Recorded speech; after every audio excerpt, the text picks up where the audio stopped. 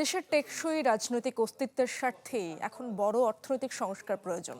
উন্নয়ন সমন্বয়ের আয়োজনে প্রাক বাজেট সেমিনারে এই মন্তব্য করেছেন সিপিডির সম্মানীয় ফেলো ডক্টর মুস্তাফিজুর রহমান। অর্থনীতিবিদরা বলছেন, লাগামহীন মূল্যস্ফীতি, বেসরকারি খাতে বিনিয়োগের খরা এবং ব্যাংকিং খাতের সুশাসন সংকটই এখন সামষ্টিক অর্থনীতির মূল বাধা।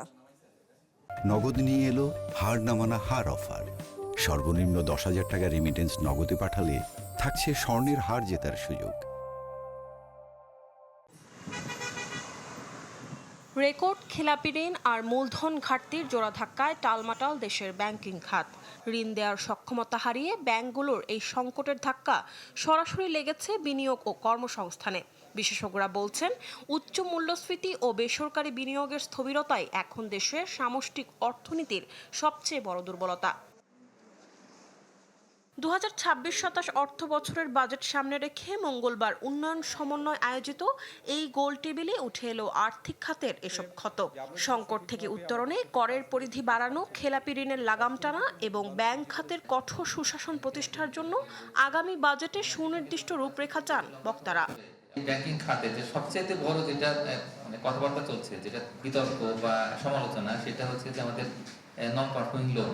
তো সেটার অবস্থা আসলে এটা শুধুমাত্র কিন্তু অ্যাকাউন্টিং ফিগার এরকম নয়, বরং এত হাই এনপিএল যদি থাকে, যেটা 35-40% যদি হয়, তাহলে সেক্ষেত্রে এটার মিনিংটা কি? মিনিংটা হচ্ছে যে যারা ইনভেস্টর, মানে ফরেন এবং ডোমেস্টিক ইনভেস্টর, তারা কিন্তু এটা ইন্ডিকেশন হিসেবে দেখবে যে বাংলাদেশে আসলে ফাইন্যান্সিয়াল সেক্টরের অবস্থা খুব খারাপ। নন পারফর্মিং লোন এটাকে কমানোর জন্য সরকার বাজেটে সুনির্দিষ্ট প্রস্তাবনা দিক। যে সমস্ত ব্যাংক এরকম উচ্চ হারে খেলাপি ঋণের পর্যায়ে চলে এসেছে, আমরা মুখে বলি যে বাংলাদেশ ফ্রি মার্কেট ইকোনমিতে বিলং করে, কিন্তু এখানে এত বেশি রেগুলেশন, এত বেশি সাপোর্ট, এত বেশি বেইল আউট, এগুলো আর আমরা খুব বেশি দেখতে চাই না। আলোচনায় সিপিডির সম্মানীয় ফেলো ডক্টর মুস্তাফিজুর রহমান মনে করিয়ে দেন, শুধু ব্যাংকের উপর ভরসা করে বিনিয়োগ বাড়ানো সম্ভব নয়। আর্থিক খাতের স্থিতিশীলতার জন্য বন্ড মার্কেট সহ অর্থায়নের বিকল্প উৎস তৈরির পরামর্শ দেন তিনি।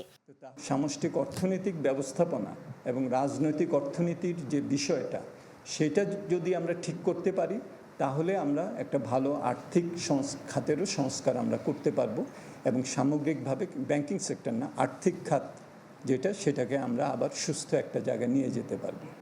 অর্থনীতিবিদদের স্পষ্ট হুঁশিয়ারি, সামষ্টিক অর্থনীতিতে স্বস্তি না ফিরলে ব্যাংকিং খাতে শৃঙ্খলা ফেরানো অসম্ভব। তাই অবিলম্বে একটি বিনিয়োগ বান্ধব পরিবেশ নিশ্চিত করার তাগিদ দেন তারা।